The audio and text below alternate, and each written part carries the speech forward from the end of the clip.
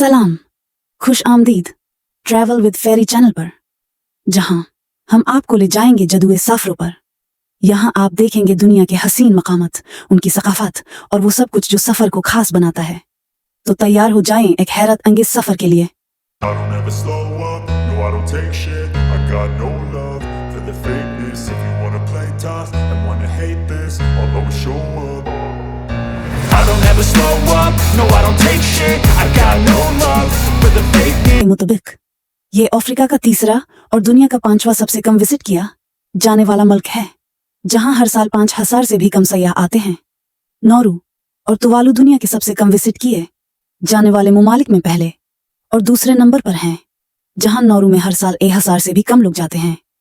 Africa जज़ायर को अक्सर मुख्तलिफ यूरोपीय ताकतों ने आपस में तनाज़ा का मरकज बनाया, जिनमें फ्रांसीसी और बरतानवी शामिल हैं। कोमोरोस ने 1575 में फ्रांस से आज़ादी हासिल की और तब से सियासी अदम इस्तेहकाम और कई बगावतें देखें।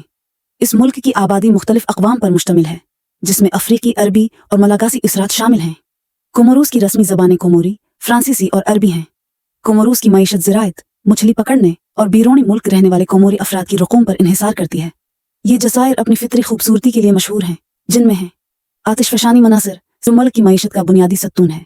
सियाहत की सनअत कैसे तरक्की कर सकती है और फ़रूग पा सकती है जब हुकूमत की तरफ से इस पर कोई तवज्जो नहीं दी जाती। हकीकत यह है कि यहाँ चंद एक जगहें वसट करने के लायक हैं, लेकिन इन चंद मकामात की भी कोई ख़ास मार्केटिंग नहीं की गई।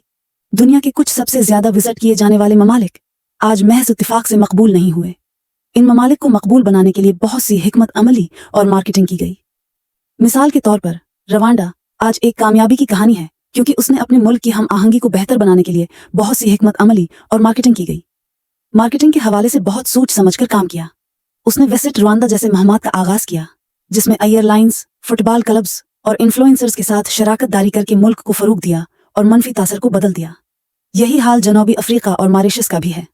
आज ये ममालिक अफ्रीका के कुछ सबसे ज्यादा विजिट किए जाने वाले ममालिक में शामिल हैं।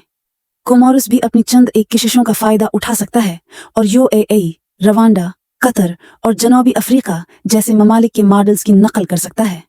अगर ये ममालिक कामयाब हो सकते हैं तो कोमोरोस भी कामयाब हो सकता है। कोमोरोस को कई इंफ्रास्ट्रक्चर के चैलेंज का सामना है, जो इसकी माशी और समाजी तरक्की पर असर अंदाज हुए हैं। मुल्क के सड़कों और ट्रांसपोर्ट के निज़ाम को जदीद बनाने और वसात देने की अशद ज़रूरत है, क्योंकि कई सड़कें कच्ची हैं और ख़ास तौर पर बरसात के मौसम में सफ़र के लिए मुश्किल होती हैं। मुल्क के बहुत से इलाकों में बिजली और साफ़ पानी जैसी बुनियादी सहूलतों तक महदूद रसाई भी एक अहम चैलेंज है।